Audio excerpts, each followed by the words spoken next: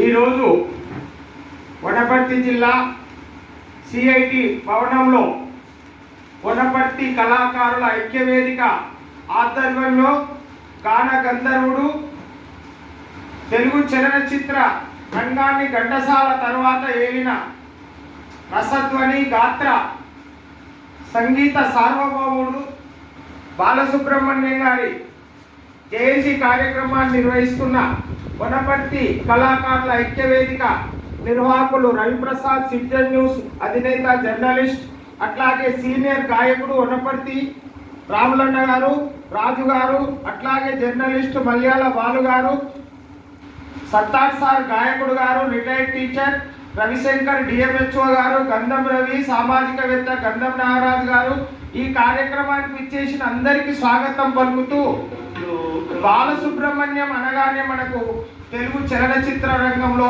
ఆయన పాటలు మన మదిలో మెదులుతుంటాయి. బాలసుబ్రహ్మణ్యం గారు 1946 జూన్ 2 నెల్లూరు జూన్ 4 నెల్లూరు జిల్లాలో జన్మించారు.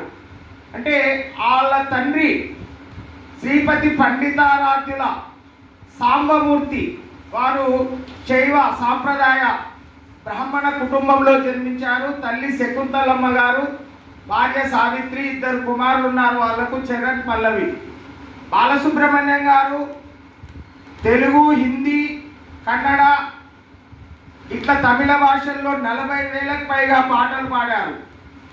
ఆయన ఆ రోజుల్లో 1966లో మొట్టమొదటిసారిగా మన పద్మనాభం గారు దర్శకత్వంలో నిర్మాతగా నిర్మించిన శ్రీ మర్యాద రామన్న చిత్రంలో ఏమి ఈ వింత మోహం అనే పాటతో ఆయన ప్రస్థానం మొదలైంది.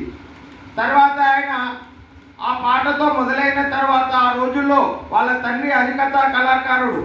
వాళ్ళ తండ్రి అంటే తిరిగి చిన్నప్పటి నుంచి ఆయన భాషపై పట్టు, అవన్నీ సంగీతము అవన్నీ సంపాదించిన తర్వాత సరిగమలు అన్నీ నేర్చుకున్న తర్వాత తెలుగు చలనచిత్ర రంగంలో కోదండపాణి ఆయనను మొట్టమొదట పరిచయం చేసి ఈ విధంగా పాటలు పాడడంలో ఆయనకు ప్రవేశం కల్పించాడు చలనచిత్రంలో.